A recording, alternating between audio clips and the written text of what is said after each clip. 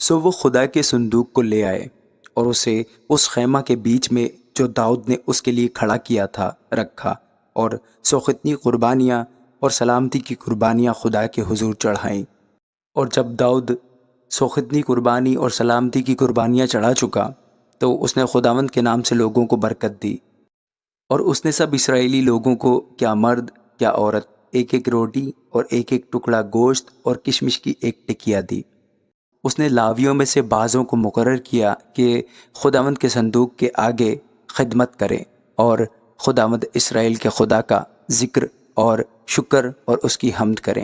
اول آصف اور اس کے بعد زکریہ، یحییل اور سمیرہ موت اور یحییل اور متتیہ اور الیاب اور بنایا اور عبید ادوم، یحییل ستار اور بربت کے ساتھ، اور آصف جھانجوں کو زور سے بجاتا ہوا، اور بنایا اور یحزیل کاہن صدا ترہیوں کے ساتھ خدا کے عہد کے صندوق کے آگے رہا کریں۔ پہلے اسی دن داؤد نے یہ ٹھہرایا کہ خداوند کا شکر آصف اور اس کے بھائی بجا لایا کریں۔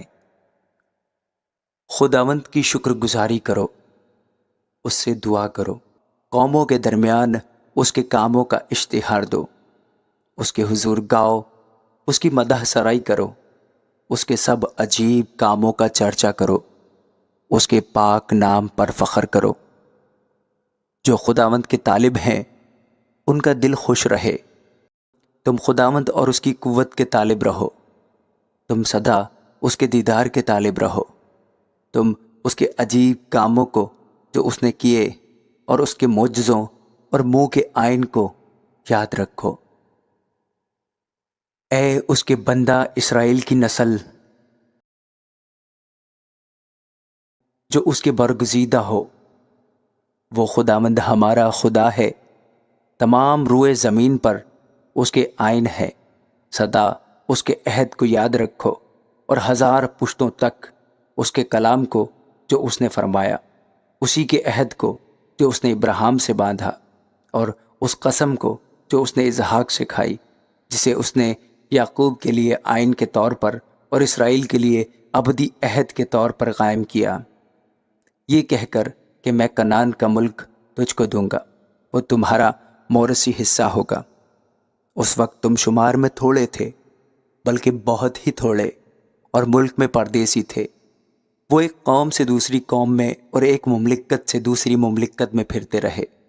اس نے کسی شخص کو ان پر ظلم کرنے نہ دیا، بلکہ ان کی خاطر بادشاہوں کو تنبیہ کی کہ تم میرے ممسوحوں کو نہ چھوؤ اور میرے نبیوں کو نہ ستاؤ۔ اے اہل زمین، خداوند کے حضور گاؤ، روز بروز اس کی نجات کی بشارت دو، قوموں میں اس کے جلال کا، سب قوموں میں اس کے عجائب کا بیان کرو، کیونکہ خداوند بزرگ اور نہایت ستائش کے لائق ہے۔ وہ سب معبودوں سے زیادہ محیب ہے، اس لیے کہ اور قوموں کے سب معبود محض بت ہیں، لیکن خداوند نے آسمانوں کو بنایا۔ عظمت اور جلال اس کے حضور ہیں، اور اس کے ہاں قدرت اور شادمانی ہے۔ اے قوموں کے قبیلوں، خداوند ہی کی تمجید و تعظیم کرو، خداوند کی ایسی تمجید کرو جو اس کے نام کے شایان ہے۔ ہدیہ لاؤ اور اس کے حضور آؤ، پاک آرائش کے ساتھ خداوند کو سجدہ کرو۔ اے سب اہل زمین، اس کے حضور کانپتے رہو۔ جہان قائم ہے اور اسے جنبش نہیں، آسمان خوشی منائے اور زمین شادمان ہو۔ وہ قوموں میں اعلان کریں کہ خداوند سلطنت کرتا ہے، سمندر اور اس کی معموری شور مچائے، میدان اور جو کچھ اس میں ہے باغ باغ ہو۔ تب جنگل کے درخت خوشی سے خداوند کے حضور گانے لگیں گے، کیونکہ وہ زمین کا انصاف کرنے کو آ رہا ہے۔ خداوند کا شکر کرو، اس لیے کہ وہ نیک ہے، کیونکہ اس کی شفقت ابدی ہے۔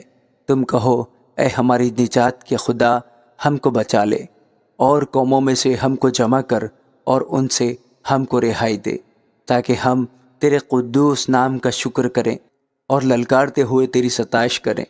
خداوند اسرائیل کا خدا ازل سے ابد تک مبارک ہو۔ اور سب لوگ بول اٹھے، آمین۔ انہوں نے خداوند کی ستائش کی۔